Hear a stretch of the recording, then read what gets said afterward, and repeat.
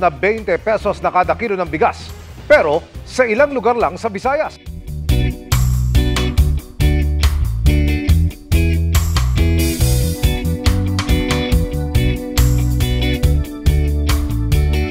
Noong bata tayo, kapag may pinag-uusapan problema sa lipunan, hindi kami nagtatanong sa teacher, tatay, o kuya.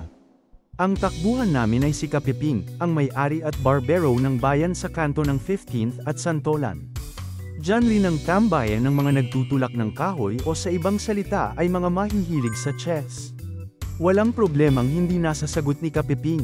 Ultimong problema ni Makoy ukol sa kaguluhan sa bayan ay may sagot siya. Kung natatandaan ko, siya rin ang nagsabi na kung hindi mahawakan ni Makoy ang mga tao sa paligid niya, babagsak ang Pilipinas. Matapos ang ilan buwan, ito na. Revolusyon, tumakas si Makoy kasama ang buong pamilya. Ganyan kabigat si Kapiping. Ngunit, wala na si Kapiping ngayon. Paglisang niya, nagsara na rin ang tambayan paggupitan. Ang pumalit ay isang magarang apartment building.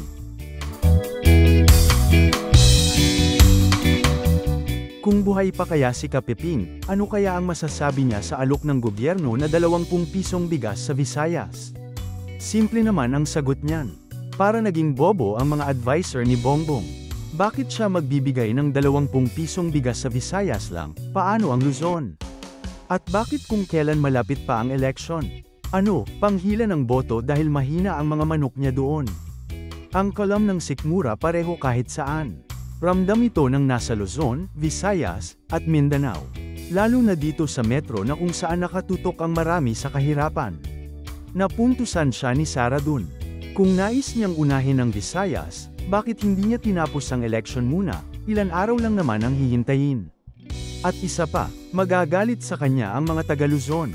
Bakit inuna ang Visayas? Baka mangyari, mababawasan pa ang boto dito. At hindi naman tiyak na iboboto sila ng taga-Visayas. Lose-lose situation. Kung tutuusin hindi rin malayo ito sa violation ng Election Code on Bribery. Reward kapalit ng boto kahit hindi siya ang tumatakbo.